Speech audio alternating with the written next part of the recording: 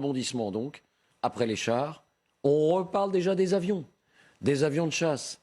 Alors les tabous semblent tomber les uns après les autres. Il y a du nouveau sur les avions de chasse. Un pays annonce qu'il est prêt à livrer ses avions de chasse. Et ces avions de chasse américains, des avions de chasse F-16. occidentaux.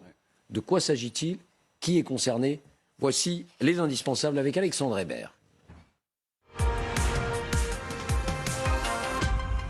Et merci à Enora Lemerdi pour les sons qu'on a entendus tout à l'heure. Bonsoir Alexandre. Bonsoir David, bonsoir à tous. Qui se dit prêt à livrer, en l'occurrence, des F-16 américains?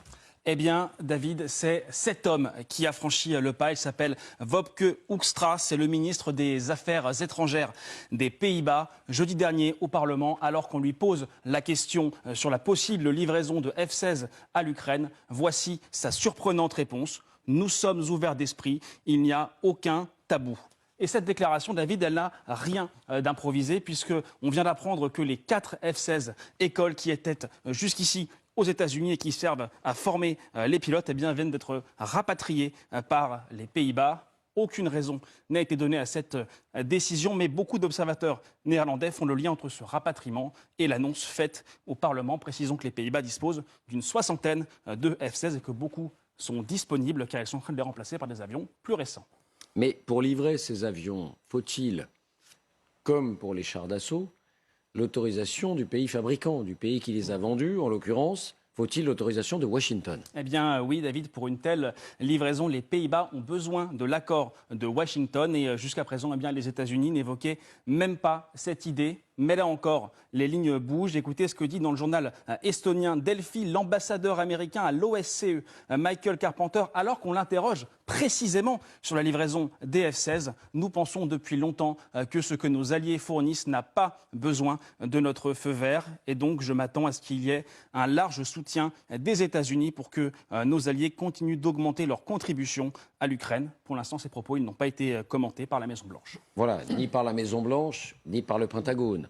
Prudence, cette personne, Michael Carpenter, c'est quand même l'ambassadeur américain à l'OSCE. L'OSCE, c'est l'Organisation de la sécurité et de la coopération en Europe. Enfin, c'est pas lui non plus qui décide de la politique américaine de défense. Et on a déjà vu des dissensions entre l'état-major américain et la Maison-Blanche, par exemple. Donc prudence, malgré tout, cette déclaration, il faut l'entendre. Où en est précisément, pour terminer, Alexandre, où en est précisément l'Ukraine avec ses avions de guerre aujourd'hui? Combien, comment, qu'est-ce qui reste? Eh bien, voici à quoi ressemblait la flotte ukrainienne avant le début de la guerre. Environ une centaine d'avions issus principalement de l'aviation soviétique. Dès le début de la guerre, beaucoup de ces avions ont été détruits. Il en reste donc aujourd'hui 27. Depuis le début du conflit, les Ukrainiens ont donc perdu un peu plus de 70% de leur flotte. Leurs sorties d'ailleurs ne sont pas si fréquentes. Il y a quelques jours, on a vu au-dessus de Bakhmout par exemple, eh bien, ces avions filmés sur ces images qui volent au ras du sol et qui sont là pour de la reconnaissance et non pas pour des frappes. Et un autre pays, vous nous dites qu'un autre pays, Alexandre, est sorti du bois pour livrer également des avions? Absolument. C'est la Slovaquie. Bratislava propose désormais de livrer la totalité de sa flotte. Alors attention, il ne s'agit cette fois-ci pas d'avions occidentaux, mais de MiG-29. Ce sont ces avions de chasse soviétiques que vous voyez et que les pilotes ukrainiens donc maîtrisent. 11 avions pourraient donc être livrés prochainement. Annonce faite par le ministre des Affaires étrangères, Ratislav Kacher. Souvenez-vous d'ailleurs, au tout début du conflit, d'autres pays avaient annoncé vouloir livrer des MiG-29 à l'Ukraine, notamment la Pologne, mais elle souhaitait que ce soit une décision de l'OTAN. Aujourd'hui, la Slovaquie ne pose pas de préalable. Là encore, c'est un signe qu'un palier a été franchi. Tout dernier élément de contexte, il faut dire que la pression est en train de monter, après les chars d'assaut, sur les avions de guerre.